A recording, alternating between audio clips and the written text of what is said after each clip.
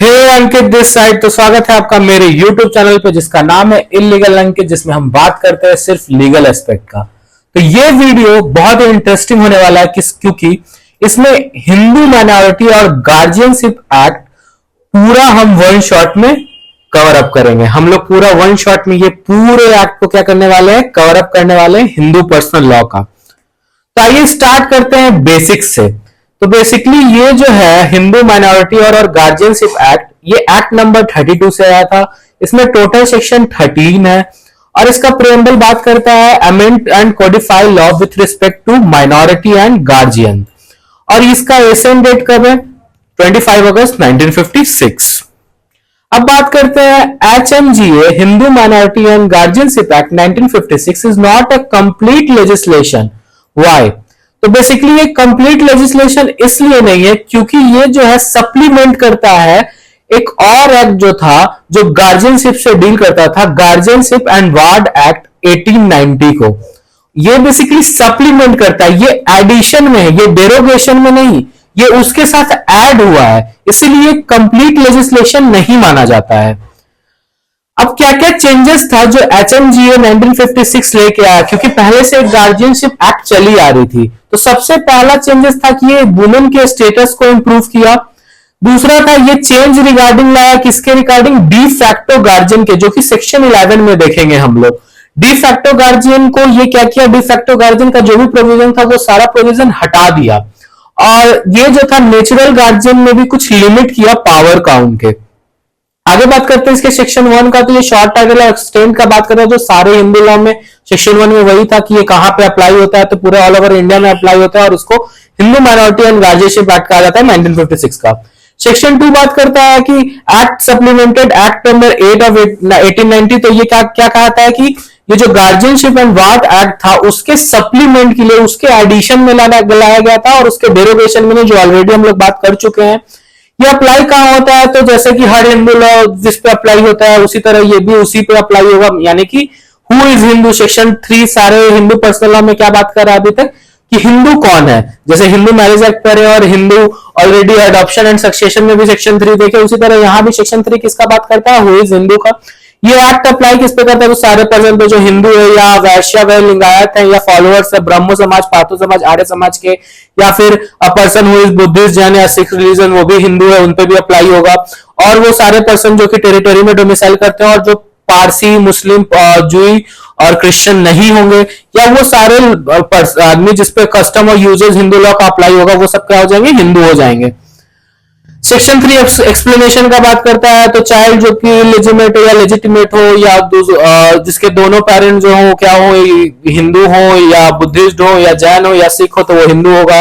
या child illegitimate हो या उसका कोई एक पेरेंट हिंदू, बुद्धिस्ट, सिख हो या जैन हो और वो अपब्रिंगिंग उसका इसी मतलब उसी कल्चर में हुआ, तो वो भी क्या कहलाएगा? हिंदू कहलाएगा। और पर्सन जो कन्वर्ट या रिकन्वर्ट हुआ वो भी हिंदू कहलाएगा। और जो भी शेड्यूल ट्राइब है वो इसके अंदर नहीं आते, जो आर्टिकल 366 ऑफ इंडियन कॉन्स्टिट्यूशन के शेड्यूल ट्राइब है उनको हिंदू नहीं कहा जाएगा, लेकिन अगर सेंट्रल गवर्नमेंट बाय नोटिफिकेशन कह देती है तो वो भी इसके अंदर आ जाएंगे और ये एक्ट उनपे भी अप्लाई होगा। और एक्सप्रेशन जो हिंदू है वो क्या कहता है? तो वो shall be constituted it include a person who not a Hindu by religion is a person to whom the act apply. और कहता है कि ये एक्ट जिस जिस लोगों पे अप्लाई होगा वो सब क्या होंगे? हिंदू होंगे, वो धर्म से हो या ना हो, अगर उन पे ये एक्ट अप्लाई होता है तो सारे लोग क्या है? हिंदू हैं। आगे चलते हैं सेक्शन 4 पे डिफिनेशन क्लॉज का बात करते हैं। तो डिफिनेशन में सबसे पहले माइनर है। माइनर कौन है? तो जो एज ऑफ 18 ईयर कंप्लीट नहीं किया है। गार्जियन कौन है? तो जो पर्सन जो है केयर के लिए रखा गया हो, माइनर्स का, प्रॉपर्टी का, माइनर के पर्सन का, या माइनर। और उसमें कौन कौन से आते हैं? तो उसमें आते हैं नेचुरल गार्जियन, या गार्जियन जो अपॉइंट किया जाता है by the will of minor's father and mother, या गार्जियन जो कोर्ट के द्वारा अपॉइंट किए जाते हैं। और in a person empowered to act such under an enactment relating to any courts of ward. और कोई भी पर्सन जो इंपावर्ड हो जाए एज अ गार्जियन तो वो भी क्या हो जाए? नेचुरल गार्जियन के रूप में आता है। नेचुरल गार्जियन कौन है? तो नेचुरल गार्जियन वो है जो सेक्शन 6 में मेंशन किया, जो आगे हम लोग पढ़ेंगे अभी। सेक्शन 5 ओवर राइडिंग इफेक्ट कहता है, जैसे कि हर हिंदू लॉ में ओवर राइडिंग इफेक्ट था, जैसे कि कोई भी रूल, टेक्स्ट, इंटरप्रिटेशन जो कि हिंदू लॉ या कस्टम या यूजेस को इनकन्वीनियंट हो या उसमें कुछ ना कुछ दिक्कत ला रहा हो, इनकंसिस्टेंट हो, तो वो सारा क्या होगा? बिफोर जो भी था वो सब हट जाएगा, सीज हो जाएगा। या कोई भी लॉ इनफोर्स हो जो इनकम्पिटेंट हो, इनकंसिस्टेंट हो, तो वो भी क्या हो जाएगा? हट जाएगा। Natural guardian of Hindu minor जो कि सेक्शन 6 में दिया हुआ है, इसके बारे में बात करते हैं। तो natural guardian of Hindu minor in respect of minor person as well in respect of minor property are, कौन कौन नेचुरल गार्जियन होंगे? तो in case of a boy और अनमैरिड गर्ल, बॉय और अनमैरिड गर्ल में देखते हैं कौन कौन नेचुरल गार्जियन होंगे। तो सबसे पहले तो the father, father is a natural guardian of boy and unmarried girl, ठीक है। एंड आफ्टर हिम, उसके उनके बाद कौन होंगे? तो after him his there mother, उसके बाद कौन होंगे? पहले तो सबसे पहले फादर होंगे नेचुरल गार्जियन, फादर का सबसे टॉप लिस्ट में नाम होगा, उसके बाद मदर होंगी। Provided that the custody of minor who has not completed the age of 5 years shall ordinarily with the mother. और इसमें एक और चीज प्रोवाइजर में लिखा है कि जो माइनर होगा, जो 5 year कंप्लीट नहीं किया, उसका हमेशा कस्टडी किसको मिलेगा? मां को मिलेगा। केस ऑफ इलेजिटिमेट बॉय और इलेजिटिमेट इन अनमैरिड गर्ल, मान लो कहते हैं कि लेजिटिमेट बॉय और लेजिटिमेट अनमैरिड गर्ल का सबसे पहले तो उसके गार्जियन फादर ही कहलाएंगे, लेकिन जब इलेजिटिमेट का बात होता है तब मदर सबसे फर्स्ट में कौन आएंगी? मदर, पहला डिग्री होगा मदर का, उसके बाद आफ्टर हर फादर। और in case of married girl, अगर वो लड़की है जिसका शादी हो जाता है, तब उसका गार्जियन कौन होगा? तो उसका husband, the husband. Provided that no person shall entitled to act as a natural guardian of a minor under of this section। तो अब कौन कौन सा होगा जो पर्सन जो माइनर नहीं कहलाएगा, गार्जियन नहीं कहलाएगा माइनर का? और रिमूवल क्या क्या टर्म पे हो सकता है गार्जियन का, तो देखते हैं। फर्स्टली, अगर वो हिंदू से कन्वर्ट होकर मुस्लिम या कोई और धर्म अपना लिया हो, तब वो रिमूव हो जाएगा एज अ गार्जियन और गार्जियन नहीं कहला पाएगा natural. If he has completely finally renounce the world, या तो वो दुनिया को त्याग कर दिया हो, ये दो केस में क्या होगा? गार्जियनशिप से उसका रिमूवल हो जाएगा और एक्ट नहीं कर पाएगा as a natural guardian. Explanation देख लेते क्या कहता है। तो एक्सप्रेशन जो है फादर और मदर, इस पूरे सेक्शन में ये डज नॉट इंक्लूड करता है क्या? स्टेप फादर और स्टेप मदर को नहीं इंक्लूड करता है। अब जब हम लोग सेक्शन 6 पढ़ रहे हैं नेचुरल गार्जियन, तो उसको सेक्शन 13 के साथ हम लोग क्या करते हैं? सेक्शन 13 और सेक्शन 10 के साथ देखते हैं। सबसे पहले ये दोनों सेक्शन इसी के साथ डील कर लेते हैं, क्योंकि section 6 always read with section 10 and section 13 of Hindu minority and guardianship act. तो सबसे पहले देखते हैं सेक्शन 10 क्या कहता है। तो in capacity of minor to act as a guardian of property, तो माइनर जो होता है वो इनकम्पिटेंट होता है कि एज अ गार्जियन वो प्रॉपर्टी का क्या कर सके, मतलब एज अ गार्जियन बन सके। लेकिन इसका जो एक्सेप्शन है वो दिया गया है कि एक ज्वाइंट फैमिली में माइनर क्या होता है? कर्ता होता है। तो ज्वाइंट फैमिली में क्या होता है? वो माइनर जो है एज अ गार्जियन बन सकता है किसका? प्रॉपर्टी का। ये क्या है? इसका एक्सेप्शन है। लेकिन और बाकी सारे केसेस में क्या होगा? Minor is not a guardian of property. अब सेक्शन 13 का बात करते हैं तो क्या कहता है? Welfare of minor to be paramount consideration. तो सबसे बड़ा चीज, सबसे पैरामाउंट कंसिडरेशन क्या देखा जाएगा हमेशा? तो माइनर का वेलफेयर का सबसे ज्यादा बात ध्यान रखा जाएगा।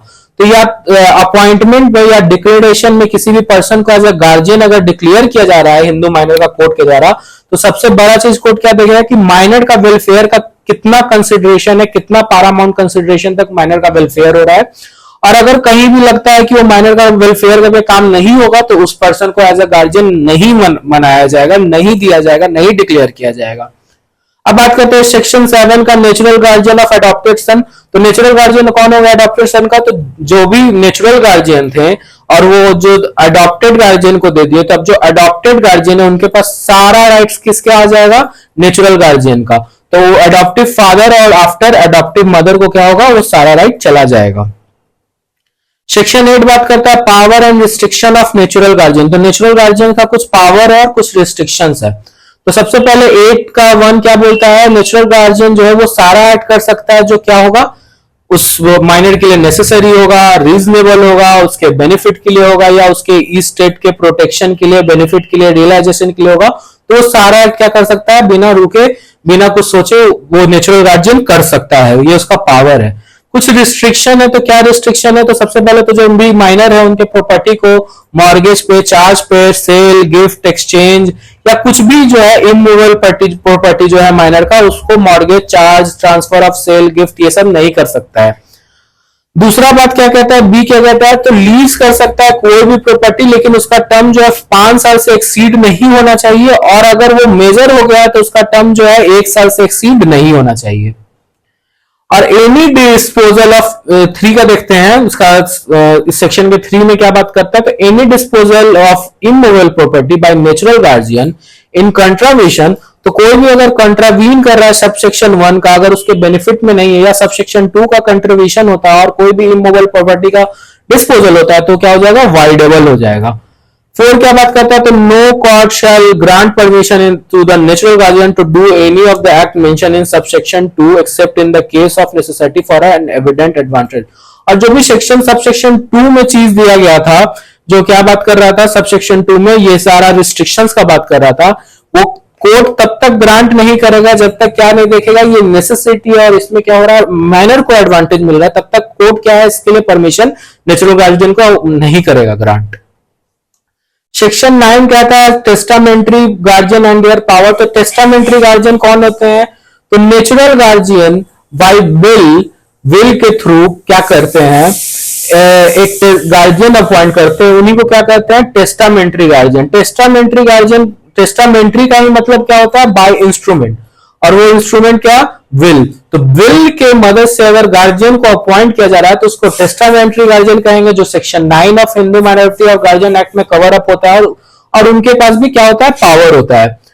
ठीक है, तो हिंदू फादर जो है ना, वो एज ए नेचुरल गार्जियन वो कर सकते हैं, नेचुरल गार्जियन होते हैं, एक फादर जो होते हैं माइनर के, तो वो क्या कर सकते हैं, बाय बिल जो है क्या कर सकते हैं, एक टेस्टामेंट्री गार्जियन को क्या कर सकते हैं, अपॉइंट कर सकते हैं। मदर भी अपॉइंट कर सकती हैं, और हिंदू विडो भी इंटाइटल होती है नेचुरल गार्जियन को अपॉइंट करने के लिए। और मदर कब इंटाइटल होती है, हिंदू मदर, तो जब इलेजिटिमेट सन हो तो तब हिंदू मदर वो होती है क्या करने के लिए, अपॉइंट करने के लिए, उनके पास हक होता है।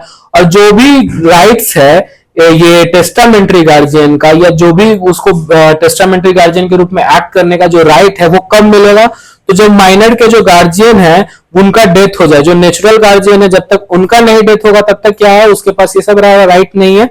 और 6 क्या कहता है, तो right of the guardian so appointed by will shall where the minor girl is a girl cease on her marriage. तो अगर माइनर गर्ल का राइट दिया गया था, टेस्टामेंट्री गार्जियन बनाया गया था, तो तब तक उसके पास का राइट है जब तक वो क्या हो जाए, मैरिड नहीं हो जाए। जैसे ही वो मैरिड हो गई तो क्या हो जाएगा, उसका सारा राइट सीज हो जाएगा। तो यही है 9 का पूरा सेक्शन जो बात करता है कब टेस्टामेंट्री गार्जियन अपॉइंट होगा, कैसे अपॉइंट होगा, कौन अपॉइंट करेगा, और कब उसका राइट सीज हो जाएगा, किस केस में।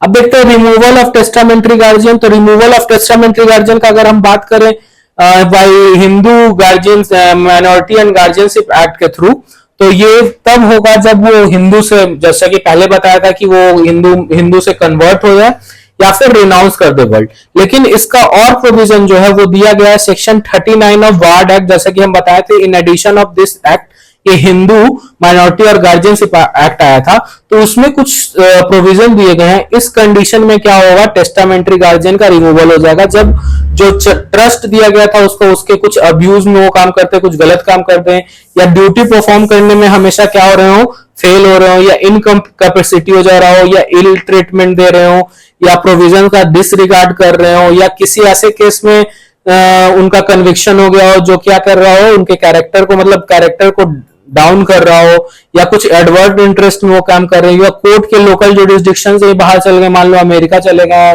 डिसाइड करने, या बैंकरप्ट हो गए, या इंसॉल्वेंट हो गए, तो ये सारे केसेस में वार्ड एक्ट क्या कहता है, टेस्टामेंट्री गार्जियन का रिमूवल हो जाएगा। और हिंदू माइनॉरिटी और गार्जियनशिप एक्ट के थ्रू कब होगा, तो जब वो हिंदू से कन्वर्ट हो जाए या रिनाउंस कर दे वर्ल्ड, तब। कौन कौन अप्लाई कर सकता है गार्जियन के लिए, तो देख लेते हैं। क्लेमनेंट अप्लाई कर सकता है, जिसको मन है गार्जियनशिप लेने का, रिलेटिव या फ्रेंड अप्लाई कर सकता है, लोकल एरिया का जो डिस्ट्रिक्ट कलेक्टर होगा वो भी अप्लाई कर सकता है, या जिस क्लास से वो बच्चा माइनर बिलोंग करता है उसका भी कलेक्टर क्या कर सकता है, अप्लाई कर सकता है फॉर अ गार्जियनशिप। सेक्शन 11 बात करता है डिफैक्टो का, जो कि अब क्या हुआ है, इस प्रोविजन से हटा दिया गया है, तो अब हम लोग को उतना पढ़ने का जरूरत नहीं है। ये बेसिकली कोई लीगल गार्जियन नहीं होते थे, और इनका दूसरा नाम था डिफैक्टो मैनेजर भी, और इनके पास कोई लॉफुल अथॉरिटी नहीं थी। बेसिकली कोई रिलेटिव, जैसे कि एक माइनर का जो पापा के भाई बहन होंगी, वो भी क्या हो सकती थी, डिफैक्टो गार्जियन हो सकती थी। नॉर्मली ये कोई लॉफुल अथॉरिटी नहीं था। एडहॉक गार्जियन कौन होते हैं, तो जो एक पर्टिकुलर पर्पस के लिए ही अपॉइंट होते हैं और इनके पास कोई राइट नहीं होता है, इन्हीं को एडहॉक गार्जियन कहते हैं। ये कहीं हिंदू माइनॉरिटी और गार्जियनशिप एक्ट में नहीं दिया हुआ है, ये सप्लीमेंट्री था जो कि हम लोग ने पढ़ लिया। जो कि हमारे मेंस में या राइटिंग में जब हिंदू लॉ, पर्सनल लॉ हम लोग लिख रहे होंगे तो काम आता है। तो अगर मेरा वीडियो पसंद आया हो तो लाइक करें, सब्सक्राइब करें, अपने दोस्तों के साथ शेयर करें और कमेंट में बताएं और कौन कौन सा सेक्शन हमें डील करने चाहिए और कौन कौन सी प्रोविजंस और कौन कौन सा एक्ट हमें डील करने चाहिए। तो थैंक यू।